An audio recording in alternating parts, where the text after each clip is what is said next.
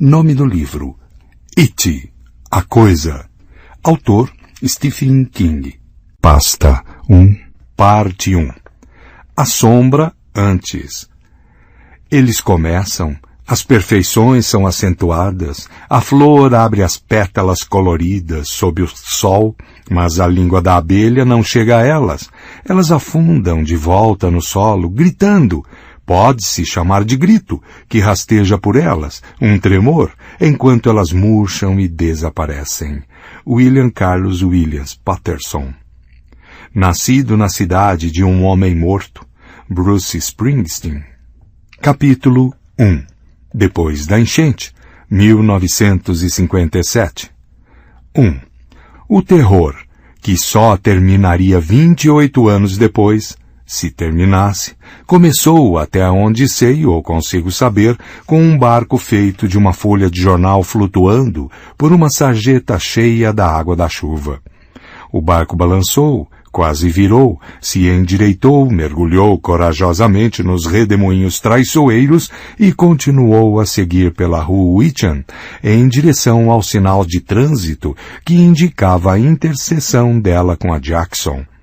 As 3 lentes verticais de todos os lados do sinal estavam escuras naquela tarde do outono de 1957, e as casas também estavam escuras. Vinha chovendo sem parar havia uma semana, e 2 dias antes os ventos também chegaram. Muitas partes de Derry ficaram sem energia, que ainda não tinha voltado. Um garotinho de capa de chuva amarela e galochas vermelhas corria alegremente ao lado do barco de jornal. A chuva não havia parado, mas estava diminuindo, enfim. Ela caía no capuz amarelo da capa de chuva do garoto, soando para ele como chuva em um telhado de galpão, um som confortável, quase aconchegante. O garoto de capa amarela era George Denbrook. Ele tinha 6 anos. Seu irmão William, conhecido pela maior parte das crianças da escola Derry e até pelos professores que jamais usariam um apelido na frente dele, como Bill Gago, estava em casa se recuperando de uma gripe violenta.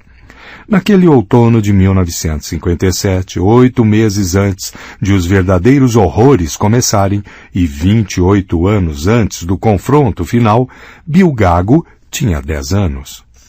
Bill tinha feito o barco com que George agora brincava.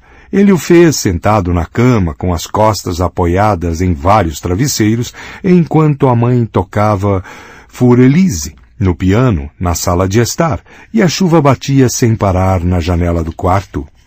Depois de 3/4 do quarteirão no sentido de quem ia para o cruzamento e para o sinal de trânsito apagado, a rua Witchan estava bloqueada ao trânsito por um fogareiro e 4 cavaletes laranja.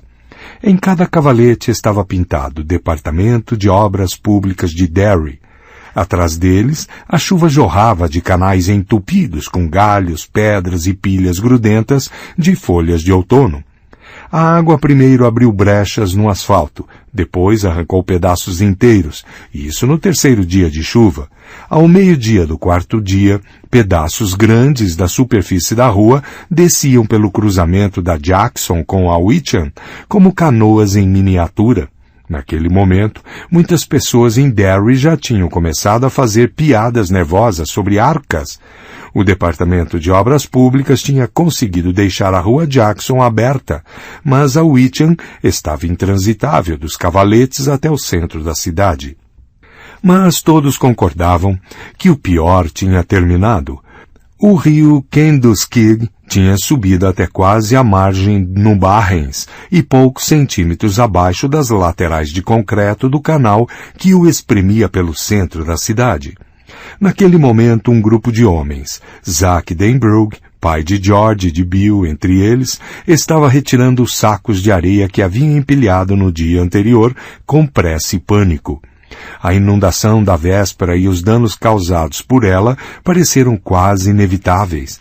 Deus sabia que tinha acontecido antes. A inundação de 1931 foi um desastre que custou milhões de dólares e quase 2 dúzias de vidas.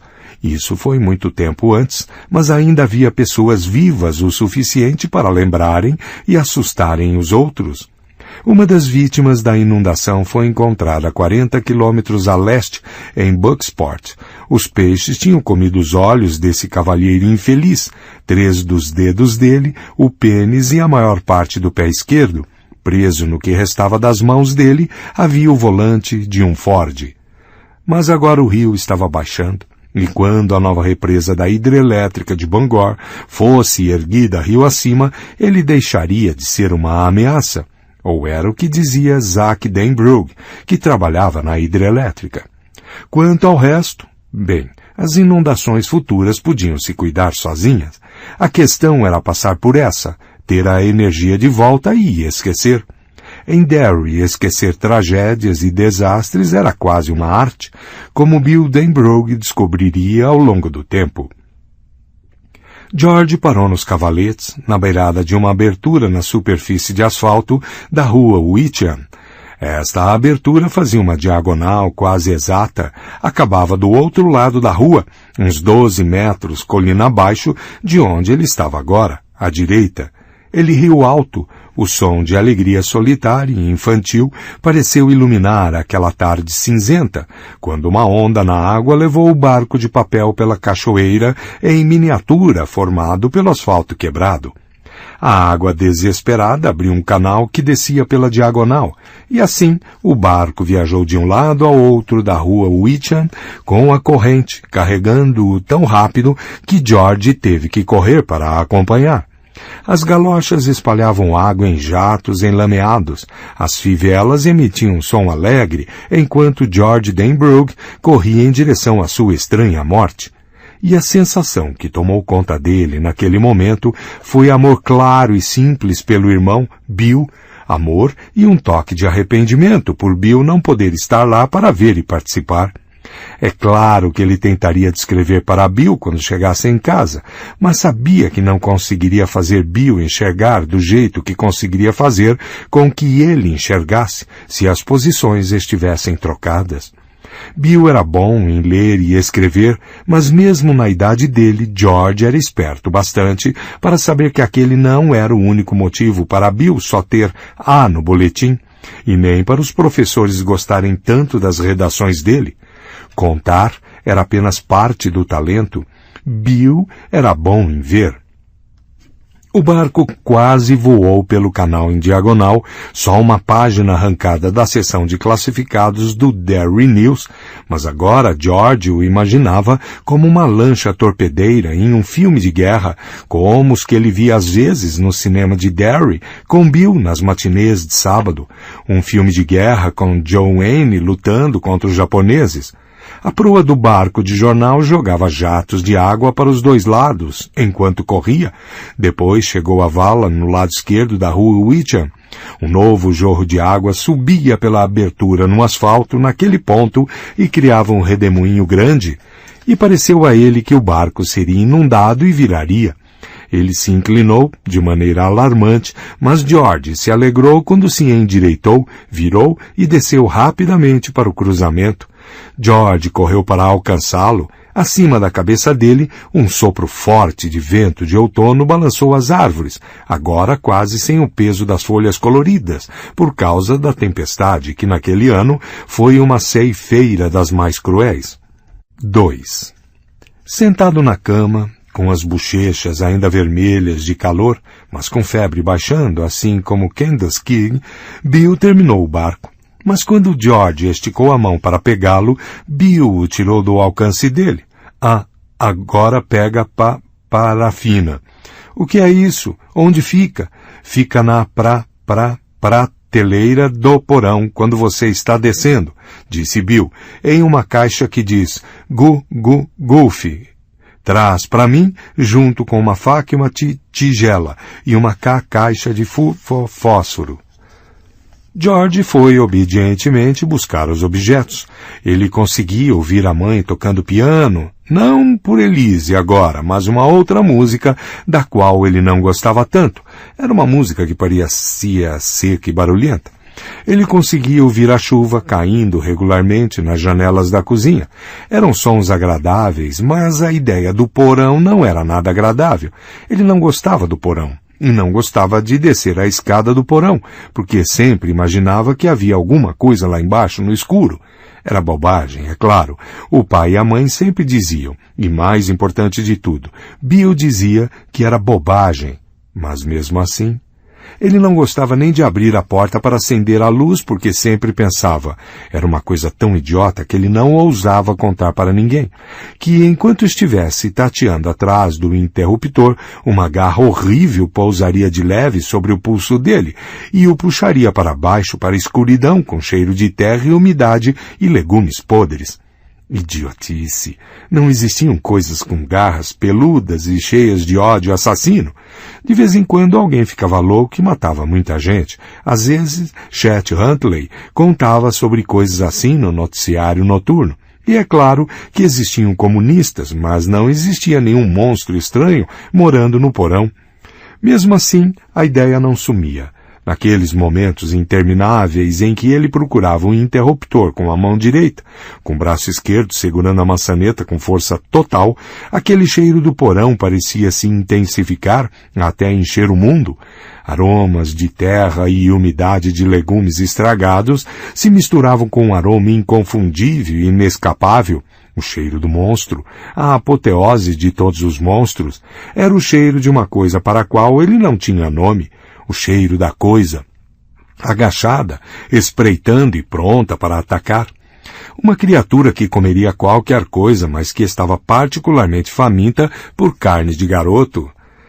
Ele abriu a porta naquela manhã e tateou eternamente em busca do interruptor, segurando a maçaneta com o aperto habitual, com os olhos fechados, com força, a ponta da língua saindo do canto da boca, como uma trepadeira em agonia, em busca de água em um lugar de seca.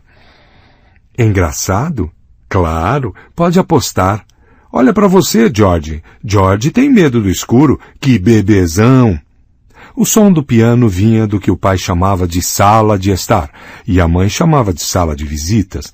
Parecia música do outro mundo, bem distante, como conversas e risadas em uma praia lotada no verão devem parecer para um nadador cansado que luta contra a corrente. Seus dedos encontraram o interruptor. Eles o viraram. E nada. Nada de luz. Ah, droga! A energia! George puxou o braço como se estivesse dentro de uma cesta cheia de cobras. Deu um passo para longe da porta do porão, com o coração disparado no peito. Não havia energia, é claro, ele tinha esquecido. Que porcaria!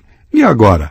Voltar e dizer para Bill que não podia pegar a caixa de parafina porque não havia energia? E ele tinha medo de alguma coisa pegá-lo quando ele estava na escada do porão? Uma coisa que não era um comunista nem um assassino em série, mas uma criatura muito pior do que os dois? Que a criatura deslizaria parte do corpo podre entre os degraus da escada e agarraria seu tornozelo? Outros poderiam rir dessa fantasia, mas Bill não riria. Bill ficaria zangado. Bill diria, vê se cresce, George. Você quer o barco ou não? Como se esse pensamento fosse uma dica, Bill gritou do quarto. Você morreu aí, George? Não, estou pegando, Bill, gritou George na mesma hora. Ele esfregou os braços para tentar fazer os arrepios sumirem e a pele ficar lisa de novo. Só parei para tomar um copo d'água. Então, anda logo.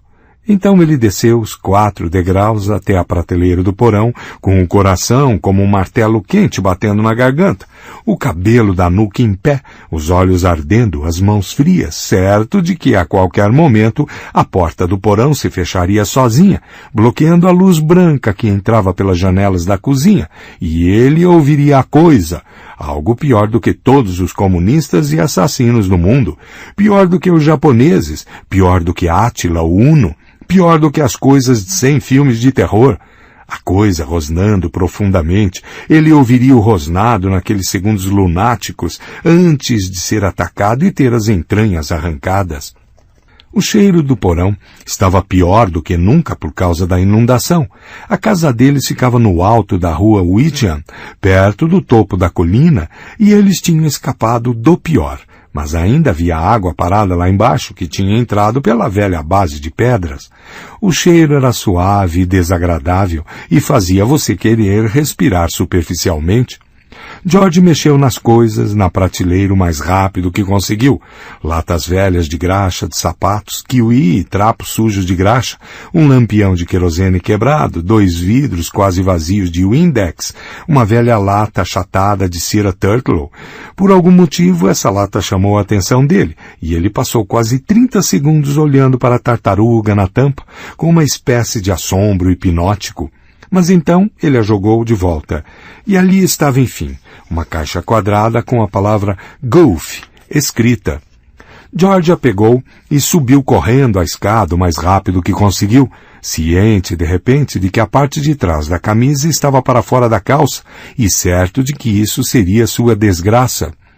A coisa no porão permitiria que ele chegasse quase na saída e agarraria a parte de trás da camisa e puxaria para trás. Ele chegou à cozinha e fechou a porta. Ele bateu com força. Ele se recostou nela com os olhos fechados, o suor brotando nos braços e na testa, com a caixa de parafina presa com força na mão. O piano tinha parado, e a voz da mãe chegou até ele. George, não dá para bater a porta com mais força da próxima vez? Quem sabe você consegue quebrar alguns dos pratos na cômoda se realmente tentar? Desculpa, mãe, gritou ele em resposta. George, seu bosta, disse Bill no quarto. O tom de voz foi baixo para a mãe deles não ouvir. George sufocou um risinho. O medo já tinha ido embora. Fugiu dele tão facilmente quanto um pedaço desaparece para o homem que acorda com pele fria e ofegante, que sente o corpo e olha para os arredores para ter certeza de que nada aconteceu. E então começa a esquecer. Metade já sumiu quando os pés tocaram o chão. 3/4 quando ele sai do chuveiro e começa a se secar. Tudo quando ele termina o café da manhã. Tudo some, até a próxima vez quando, durante o pesadelo, todos os medos serão lembrados. Aquela tartaruga, pensou George, indo até a gaveta da bancada em que ficavam os fósforos. Onde vi uma tartaruga assim antes? Mas nenhuma resposta surgiu e ele descartou a pergunta. Ele pegou uma caixa de fósforos na gaveta, uma faca do cepo, segurando a parte afiada cuidadosamente longe do corpo, como o pai ensinara, e uma pequena tigela da cômoda da sala de jantar. Em seguida, voltou para o quarto de Bill. Que cuzão você é de George, disse Bill de maneira afável, e afastou algumas das coisas de garoto doente na mesa de cabeceira. Um copo vazio, uma jarra de água, Kleenex, livros, um vidro de Vic Vaporub, cujo cheiro Bill associaria durante toda a vida com peitos encatarrados e narizes escorrendo. O velho rádio Filco estava lá também, tocando não Chopin nem Bach, mas uma música de Little Richard. Só que bem baixinho, tão baixinho que parecia que tinham roubado todo o poder primordial de Little Richard. A mãe deles, que estudara piano clássico em Juilliard, odiava rock and roll. Ela não apenas desgostava, abominava. Não sou cuzão, disse George, sentado na beira da cama de Bill e colocando as coisas que reuniam na mesa de cabeceira. É sim, disse Bill, não passa de um grande cuzão marrom, você. George tentou imaginar um garoto que não passasse de um grande cuzão com pernas e começou a rir. Seu cu é maior do que Augusta, disse Bill, também começando a rir. Seu cu é maior do que o estado todo, respondeu George. Isso fez os garotos rirem por quase 2 minutos. O que seguiu foi uma conversa sussurrada do tipo que significa muito pouco para qualquer pessoa, além de garotos pequenos, acusações de quem era o cuzão maior, quem tinha o cuzão maior, que cuzão era o mais marrom e assim por diante. Por fim, Bill disse uma das palavras proibidas. Acusou George de ser um cuzão grande e marrom de merda. E os dois começaram a rir com descontrole. A gargalhada de Bill virou um ataque de tosse quando finalmente começou a passar. A essas alturas, o rosto de Bill tinha ficado de um tom arroxeado que George observou com alarme. O piano parou de novo. Os dois olharam na direção da sala de estar, prestando atenção ao som de arrastar do banco do piano, aos passos impacientes da mãe. Bill escondeu a boca na dobra do cotovelo para sufocar as últimas tosses e apontou para a jarra ao mesmo tempo. George serviu um copo de água que ele bebeu todo. O piano recomeçou a tocar. Por Elise, Bill Gago nunca esqueceu essa melodia e mesmo muitos anos depois, ela sempre lhe deixava com a pele dos braços e das costas arrepiada. Seu coração ficava apertado e ele lembrava, minha mãe estava tocando isso no dia que George morreu. Vai tossir mais, Bill? Não. Bill pegou um Kleenex na caixa, fez um som retumbante no peito, cuspiu o catarro no lenço, amassou-o e jogou na lixeira ao lado da cama, que estava cheia de lenços amassados do mesmo jeito. Em seguida, abriu a caixa de parafina e colocou um cubo da substância na palma da mão. George observou com atenção, mas sem falar nem perguntar. Bill não gostava que George falasse enquanto ele fazia coisas, mas George aprendera que se ficasse de boca fechada, Bill costumava explicar o que estava fazendo. Bill usou a faca para cortar um pequeno pedaço do cubo de parafina, botou o pedaço na tigela, acendeu um fósforo e colocou em cima da parafina. Os dois garotos observaram a pequena chama amarela enquanto o vento jogava chuva na janela de tempos em tempos. Temos que proteger o barco da água, senão vai ficar molhado e afundar, disse Bill. Quando ele estava com George, a gagueira ficava leve e às vezes ele nem gaguejava, mas na escola ficava tão forte que falar era impossível. A comunicação era encerrada e os colegas de Bill olhavam para outro lugar enquanto Bill segurava as laterais da mesa, com o rosto ficando quase tão vermelho quanto o cabelo e os olhos apertados por tentar fazer uma palavra sair da garganta teimosa. Às vezes, na maioria delas, a palavra saía, outras vezes ela simplesmente se recusava. Ele foi atropelado por um carro quando tinha 3 anos e jogado na lateral de um prédio. Ficou inconsciente durante 7 horas. A mãe disse que foi o acidente que causou a gagueira. George às vezes tinha a sensação de que o pai, e o próprio Bill, não tinha tanta certeza. O pedaço de parafina na tigela estava quase completamente derretido. A chama do fósforo diminuiu e ficou azul ao envolver o palito de papelão, e depois sumiu. Bill enfiou o dedo no líquido e puxou de volta com um ligeiro assobio. Deu um sorriso de desculpas para George. Quente, disse ele. Depois de alguns segundos, ele mergulhou o dedo de novo e começou a espalhar a cera nas laterais do barco, onde ela rapidamente secou e formou uma cobertura leitosa. Posso fazer um pouco? Perguntou George. Pode, mas não deixa cair no cobertor, senão mamãe vai te matar. George mergulhou o dedo na parafina, que agora estava morna, mas não quente, e começou a espalhar do outro lado do barco. Não coloca tanto, seu cuzão, disse Bill. Quer afundar ele no cruzeiro de inauguração? Desculpa. Tudo bem, vai devagar. George terminou o outro lado e ergueu o barco nas mãos. Estava um pouco mais pesado, mas não muito. Muito legal, disse ele. Vou sair e botar ele para velejar. Faz isso, disse Bill. Ele parecia repentinamente cansado e ainda não muito bem. Queria que você pudesse vir, disse George. Ele queria mesmo. Bill às vezes ficava mandão depois de um tempo, mas sempre tinha as ideias mais legais e quase nunca batia. É seu barco, na verdade. Veleiro, disse Bill. Isso aí é um veleiro. Veleiro, então. Eu também queria poder ir, disse Bill mal-humorado. Bem, George se mexeu inquieto, com o barco nas mãos. Coloca suas coisas de chuva, disse Bill. Senão vai acabar com gripe como eu. Deve pegar de qualquer jeito dos meus germes. Obrigado, Bill. É um barco legal e fez uma coisa que não fazia havia muito tempo. Um gesto que Bill nunca esqueceu. Se inclinou e beijou a bochecha do irmão. Agora você vai pegar com certeza, seu cuzão, disse Bill, mas pareceu mais alegre mesmo assim. Ele sorriu para George. Coloca tudo no lugar, senão mamãe vai ter um troço. Claro. Ele pegou o material, atravessou o quarto com o barco precariamente equilibrado sobre a caixa de parafina que estava inclinada em cima da tigela. George! George se virou para olhar para o irmão. Toma cuidado. Claro, ele franziu um pouco a testa. Era o tipo de coisa que a mãe dizia, não o irmão mais velho. Era tão estranho quanto se Bill tivesse lhe dado um beijo. Claro que tomo. Ele saiu. Bill nunca mais o viu. 3. Agora aqui estava ele, correndo atrás do barco pelo lado esquerdo da rua Witcham. Estava correndo rápido, mas a água estava ainda mais rápida, e o barco estava se afastando. Ele ouviu um rugido profundo e viu que 50 metros abaixo, na colina, a água na vala estava caindo em um bueiro ainda aberto.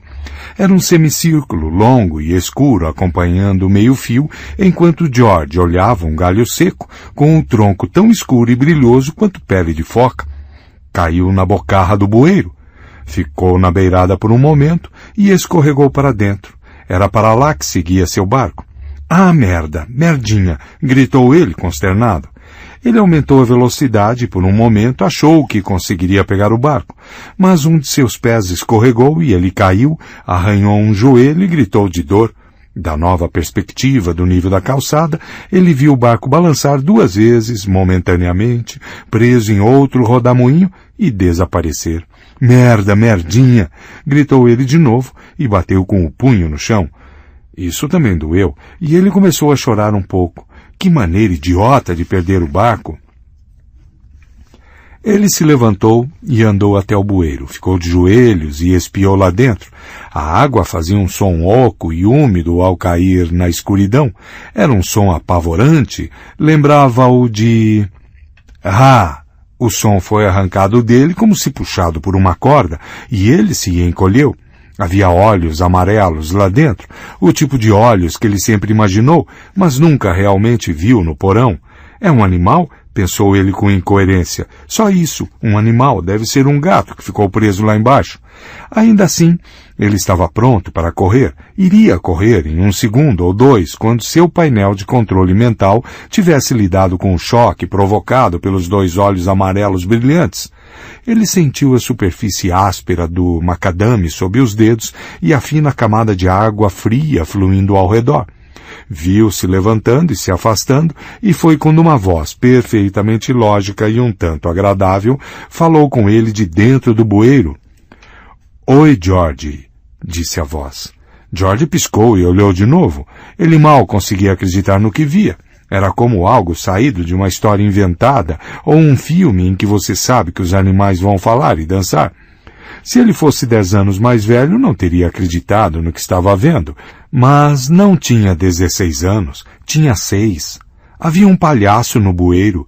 A luz lá dentro não era nada boa, mas era boa o bastante para George Denbrook ter certeza de que estava vendo. Era um palhaço, como no circo ou na TV.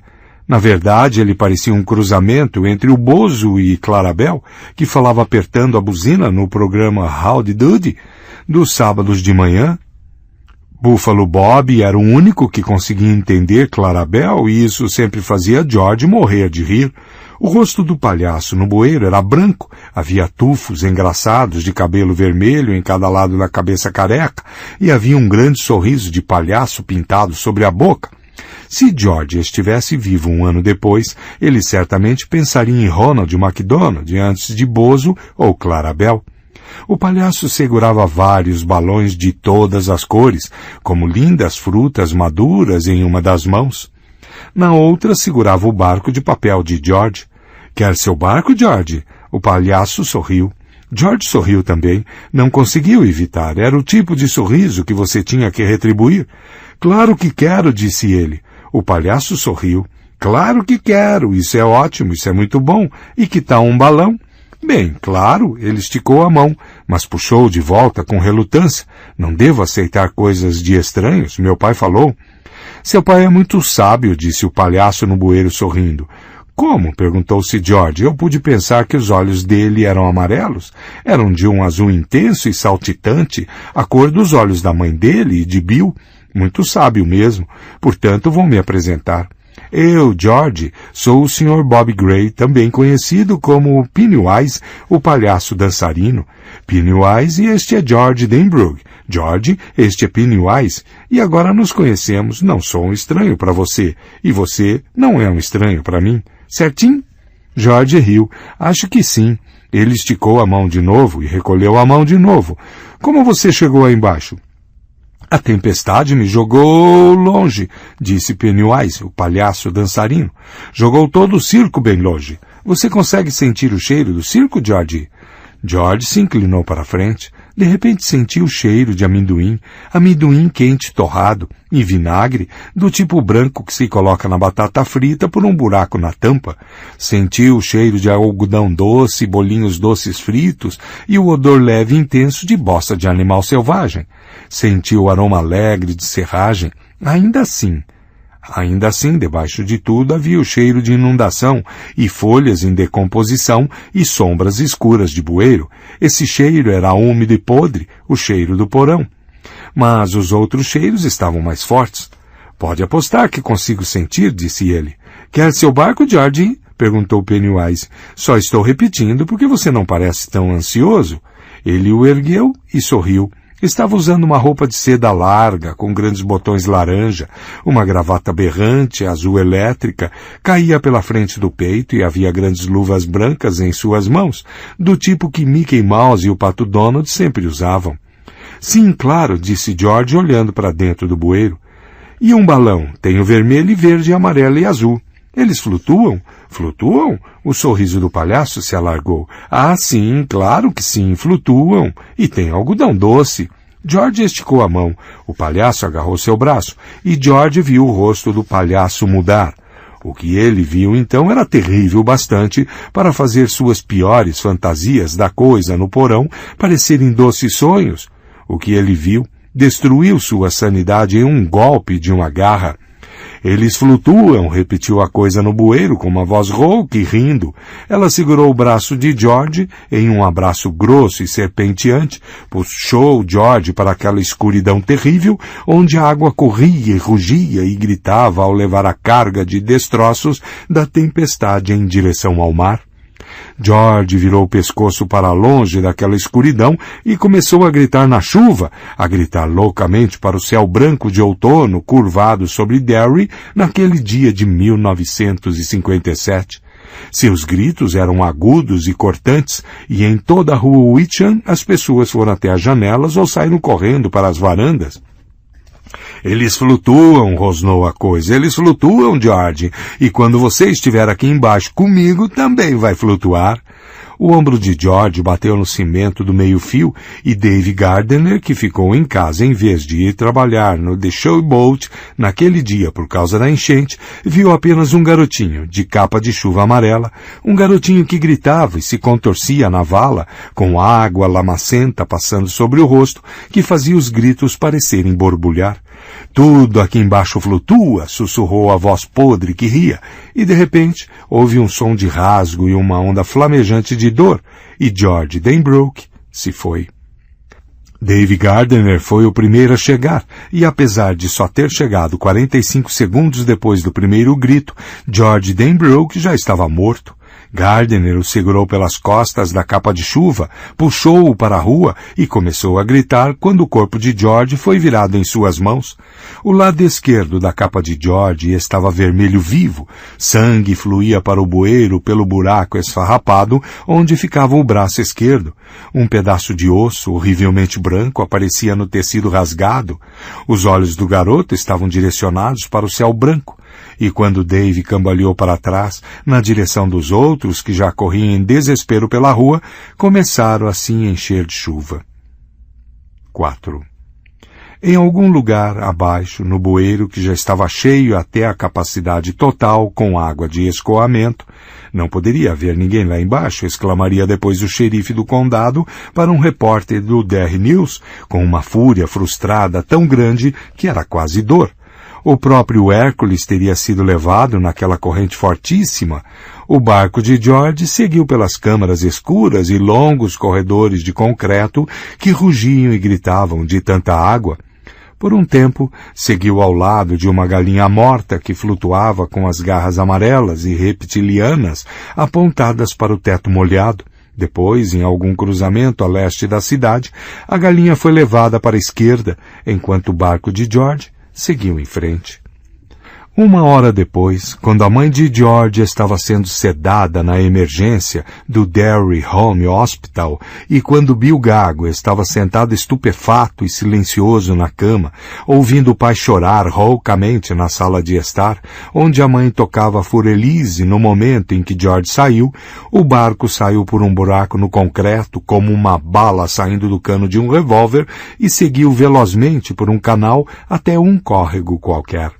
Quando chegou ao borbulhante e transbordante rio Penobscot, 20 minutos depois, os primeiros pedaços de azul começaram a aparecer no céu. A tempestade acabou. O barco mergulhou e balançou e às vezes ficava cheio de água, mas não afundou. Os dois irmãos o tinham protegido bem. Não sei onde afundou, se é que afundou. Talvez tenha chegado ao mar e navegado lá para sempre, como um barco mágico de contos de fadas. Só sei que ainda estava flutuando e navegando na onda da enchente quando passou pelas fronteiras da cidade de Derry, no Maine, e lá ele saiu dessa história para sempre.